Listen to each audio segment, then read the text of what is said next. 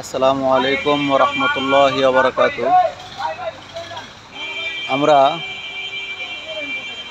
বন্যার্ত মানুষের জন্য কিছু হাদিয়া নিয়ে আসছিলাম।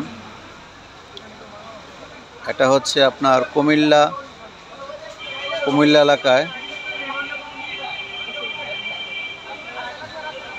তো প্রচুর পানি রাস্তায়, প্রায় আপনার হাঁটুর উপরে পানি, গাড়ি যাচ্ছে না।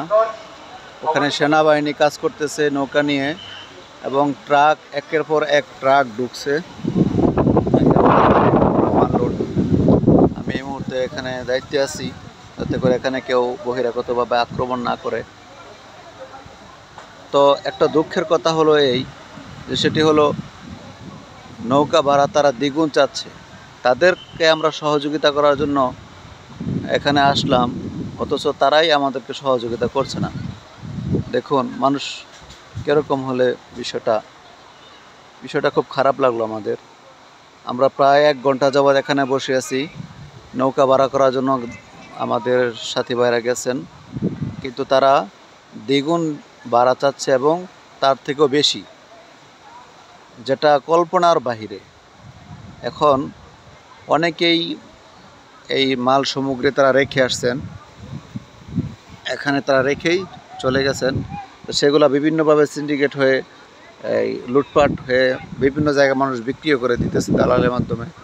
তো আমরা চিন্তা ভাবনা করছি 2-3টা নৌকা হইলেও, যেহেতু আমাদের এখানে একটা ট্রাক বোঝাই করা প্রায় 500 ফ্যামিলির আয়োজন। এখানে আছে একটা বস্তার মধ্যে চাউল আছে, চিনি আছে, দুধ আছে, বিস্কিট, লবণ, মসুর ডাউল, অনেক কিছু ইত্যাদি।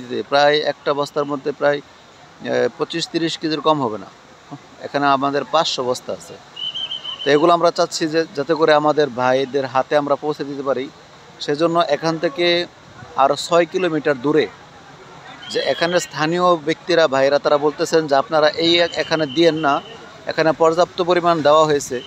যারাই ত্রাণ নিয়ে আসছেন, তারাই যখন দেখছেন যে সামনে পানি আর যাওয়ার কোনো পথ নাই, তখন তারা এখানে দিয়ে চলে গেছেন। তো এই জন্য এখানে স্থানীয় ভাইরা বলতেছেন যে আমাদের ভাইরা আরও 6 কিলোমিটার দূরে, সামনে তারা হাজার হাজার ভাইরা না খেয়ে বাড়ির মধ্যে বন্দি আছেন, তারা পানি খেয়ে জীবনযাপন করছেন। অতএব আমরা এই জন্য একটু কষ্ট হলেও আমরা চেষ্টা করব যে এখানে কোনো নৌকা বা বোট নিয়ে ওই পারে দেওয়া যায় কিনা। তো সেটা আপনাদের কাছে দোয়া থাকবে। পর্যাপ্ত পরিমাণ নেট এখানে নাই, যার কারণে লাইভে দিতে পারলাম না।